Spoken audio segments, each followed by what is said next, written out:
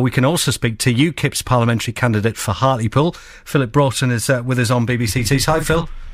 Hi, Neil. How are you doing? Yeah, good, thanks. The Chancellor's central agreement is that the UK economy is on the right track. You're with him on that one, presumably, are you?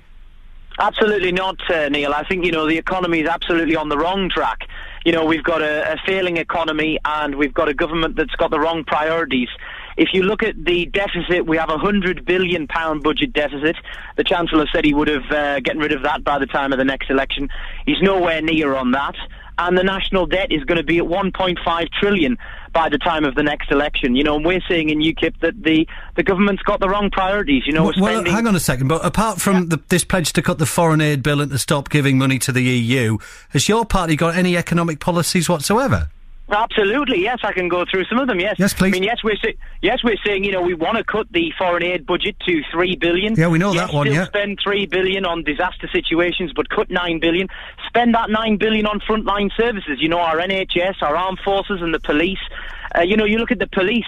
We've had 30,000 police officers that have been cut, over this 4.5 years of this government. We've had 8,000 of our armed forces personnel have been cut as well, which I think is an absolute disgrace. We're going to waste 40 to 60 billion pounds, Neil, on HS2. It will make a train journey from Birmingham to London 20 minutes shorter. It will do nothing for the North East or the north of England whatsoever. And, also, we think you've got to reduce and make the Barnett formula a lot more fairer. Because currently, at the moment, Scotland is getting £377 more per person than the North East. And one very important thing as well, we are obviously saying no tax on the minimum wage. We would raise the threshold to £13,500, so no tax on the minimum wage. And more broadly, how would UKIP's economic policies directly benefit people here in the North East and North Yorkshire?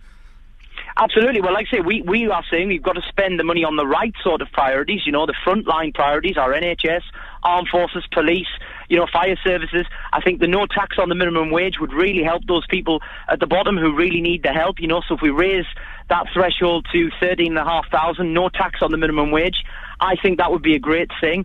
Another really important point, we obviously want to set up a Treasury Commission to design a turnover tax to ensure that we stop tax avoidance by big companies, Starbucks and a few of the other ones have been in the news about that.